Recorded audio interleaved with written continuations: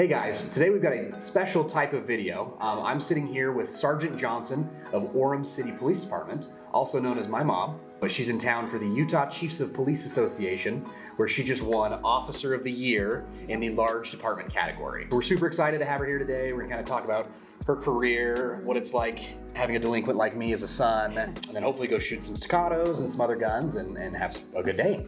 So stay tuned and thank you.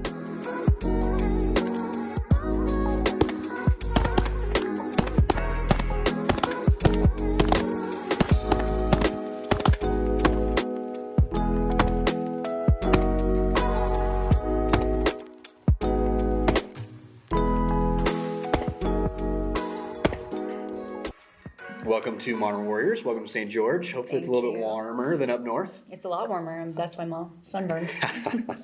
So tell us about you. Tell the people your career. Okay. What kind of led up to some of these events. And I was born and raised in a small town. My dad was in law enforcement my entire life, so I was around it my entire life.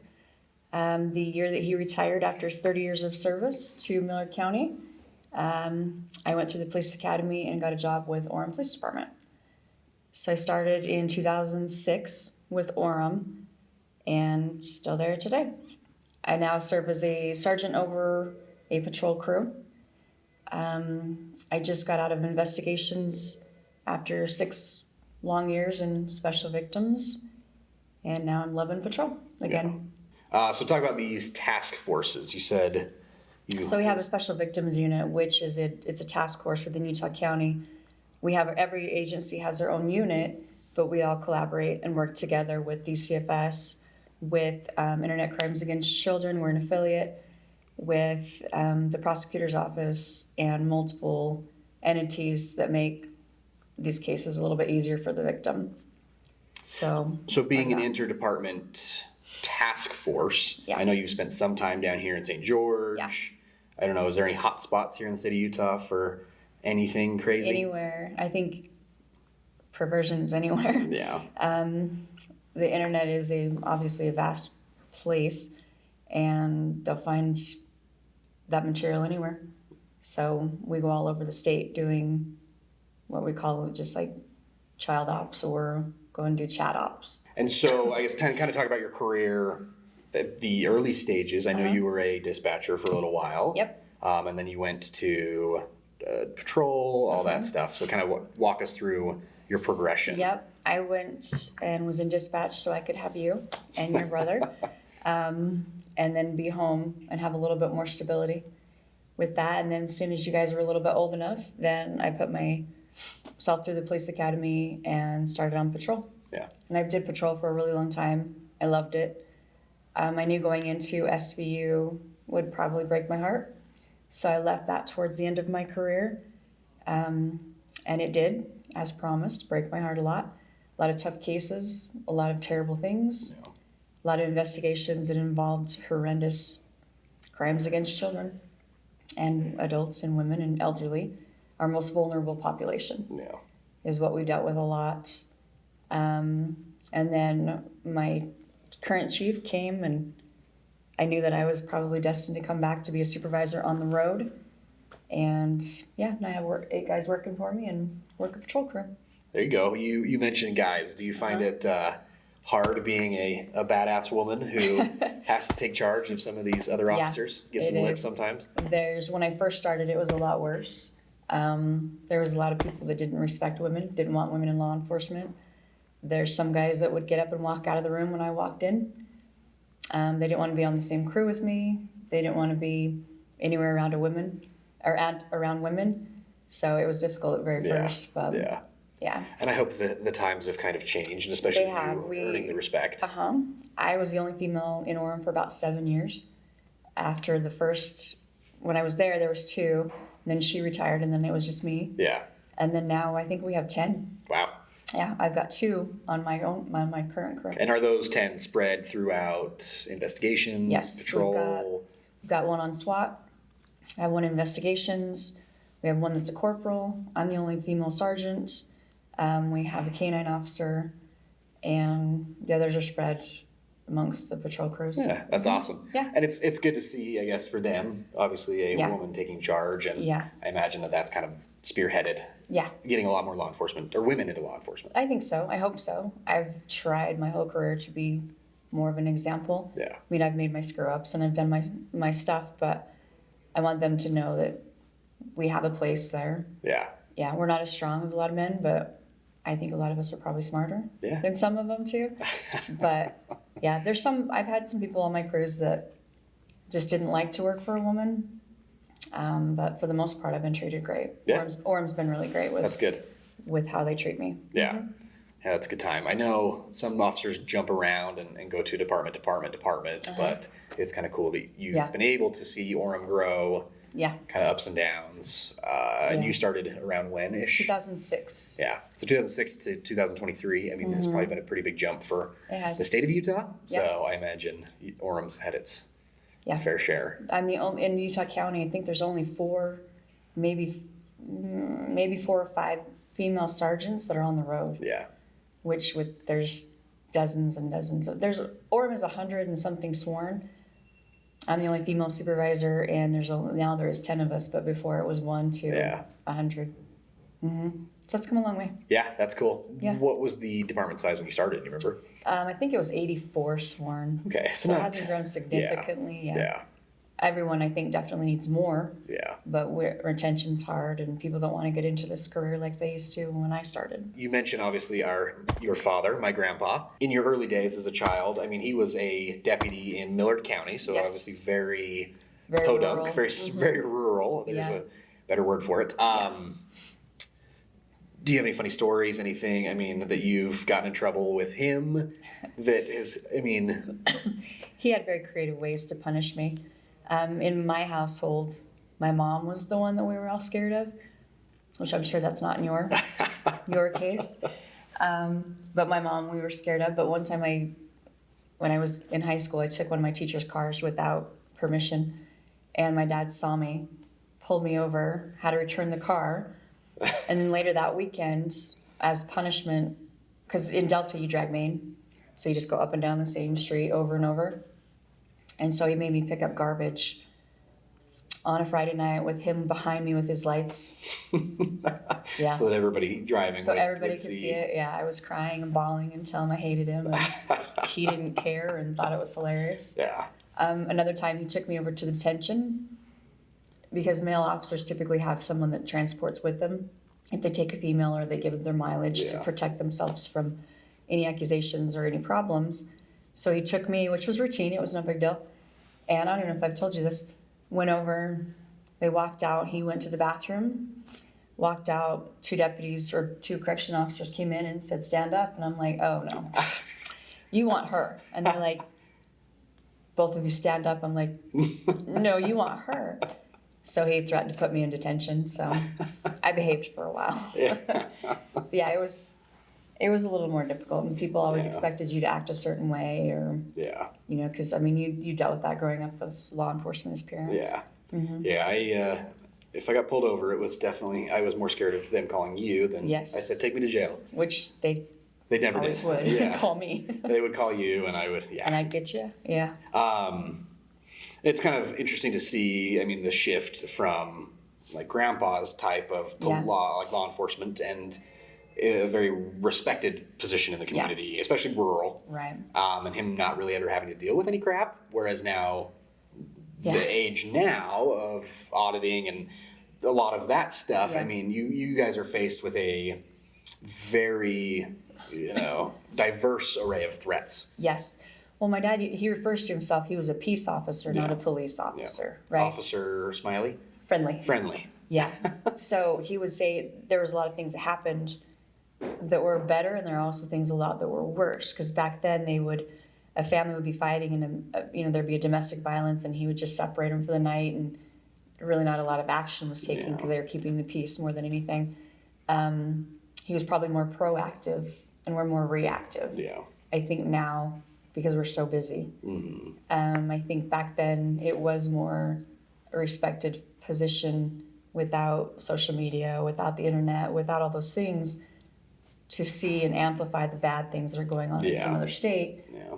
versus it's not happening here, but somebody screws up in Minnesota. Yeah. And it reflects badly on everybody. Yeah. Yeah. Yeah, and I totally agree with that. The social media aspect's hard just because it's, like you said, it's a nationwide issue now. It's not community, it's not community driven. We may have the best law enforcement ever that would never hurt a fly and keep peace and do everything right. But because you have one bad egg on the East Coast, it then reflects badly on the whole position itself. So if they don't get ahead of something, typically when like an officer involved shooting happens or what, it would be very quiet. And no one would expect any information for months until they do the investigation. Now they're demanding video within 30 seconds and they're already, if there was false information put out and shared and reshared, it's hard you can't take that back. Yeah. So if we don't get out in front of or be pretty transparent, then we kind of get lost. Yeah. We kind of get behind it. I think a lot of people think the body cams, we don't like them, we love them. Yeah. Yeah, we love them. Yeah. Information's good and It just is immediate too for us to know that we either did the right thing or the wrong thing, and we're dealt with accordingly. Yeah, yeah, that's it's funny listening to stories from Grandpa and then listening to yours and just kind of seeing the parallels there, and it's a whole different world. And even like talking to other people who are even sheriffs nowadays, they're still rural. You know, they have Utah County. So they've got their other officers maybe 30 minutes away, 40 minutes away, an hour away. Whereas with you guys, you have, there's just... Our backup, it's just a very... Our response is quicker. Yeah, there's lots of different... Yeah, and we also have a higher volume of calls. Yeah. Utah County could have 2 to 3 calls, and we have 15 to 20 within a certain time. We also have 7 or 8 people on when they only have 2 or 3. Yeah. Yeah. To anyone out there that's looking for a career in law enforcement, I mean, what do you recommend? Is there anything you did? Obviously, you were dispatcher and then went to post... or, police academy. Yeah. Is there anything you recommend you've taught in police academies as well. Yeah. Is there anything you recommend to your students who are going to be getting into it? I mean... I didn't enjoy being in dispatch. I know it's a good career and a lot of people love it and it is a very difficult job. I didn't love it because I didn't like sitting there and waiting for all of it to happen, but it also taught me very good verbal skills. Yeah. Women typically have less violent encounters.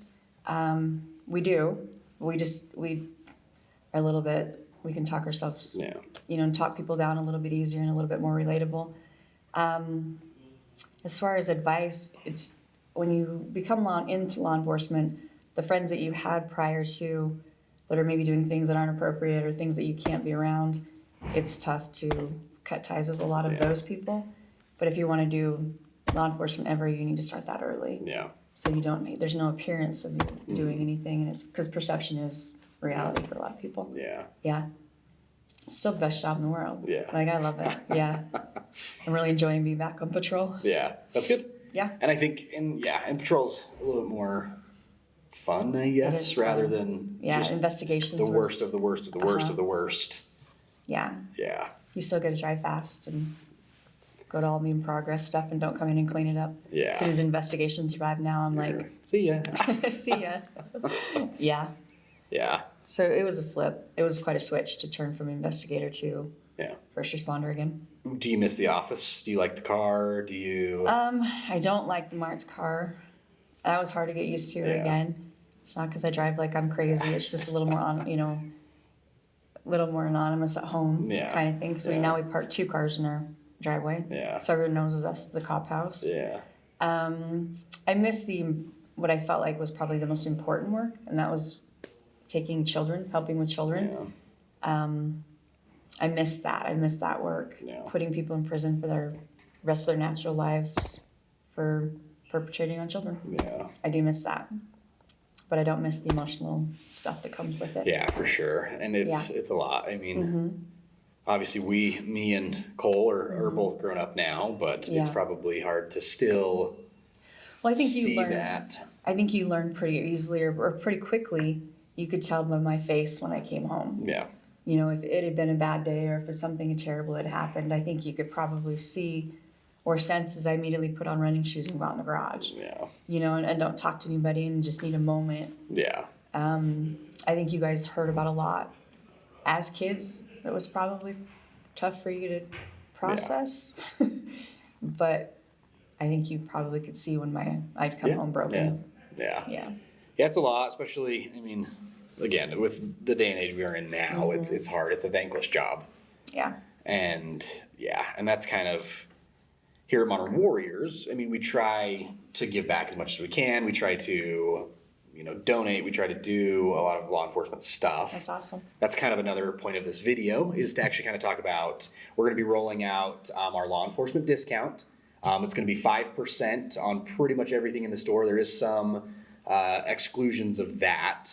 Used firearms, consignment guns, any of the already LE priced stuff. So spec with Silencer Co., law enforcement only with 6 hour. There's some restrictions on those. But other than that, it's kind of something because we like being able to give back to you guys. I'm starting to get quite the collection of the t-shirts, hats, and we have tons of t-shirts, all that stuff. Our Modern Warriors gears, awesome. We do some good designs and stuff, so we really like that. And then recently we also rolled out the Heroes program in conjunction with Staccato. Oh, yeah. So that's been kind of fun, because we've got, now this is a nationwide program. So, I mean, we've got cops calling us all the time, military, law enforcement, first responders out of state because, we get to meet that demand of Staccato's discount program, but not have them wait 3 months. So that's, again, another way that we as a shop kind of roll that discount out. It's not as good for certain groups of law enforcement. I think law enforcement is 15% or whatever group is 15%. So we only do 10 just because with our thing, that's how it works. But so that's kind of a nice program, like I said, to get good equipment to good people. And there's some departments that are allowing Staccatos now. I don't think anybody in Utah that I'm aware is yet. Most of Utah departments that I know of, they have to have a pretty strict. Pretty strict gun policy. That we keep the same firearms and have the armors specialize in those particular firearms. Okay, yeah. We just barely did a big redo, and we all got the Glock 45s with the red dot system, which is really cool. Yeah. Yeah, it's a good time, and that's kind of, I mean, on the gear side, I mean, we do a lot of LE sales and stuff like that, so it's fun for me to kind of put that stuff together and talk with, the GM and all that stuff and say, hey, this is what we think these guys need, and be able to, we can go out and test it, we can be able to use, and then, like, same thing, we're going to go out and shoot some of the Staccatos, so it's nice to be able to have real life feedback from actual law enforcement and stuff like that. We've got some guys that are retired military here in the shop. We've got Marines and Army, and and then we've got one active duty at the moment, law enforcement officer. So we've got some, kind of a diverse crowd that allows us to outfit that. So it's kind of nice. I think that kind of wraps this up. I appreciate you coming into town and hanging out. Sure. We, like I said, us at Modern Warriors, we appreciate everything you guys do, and especially everything you do for me. It's been a chore. Yeah, it has been a chore. Congrats on winning Officer of the Year. Thank you. I know you deserve it, and so it's been kind of cool. Fun we might steal the plaque and hang it here. It's pretty cool. Yeah, I was very excited. It was a very nice surprise. It's been a rough year. Yeah. We've had a rough year on my crew, so it was nice. That's a good way to cap it. It was. Awesome. Yeah. Okay, well, at this point, I think we're going to go to the range and shoot some guns. So perfect. Thank you.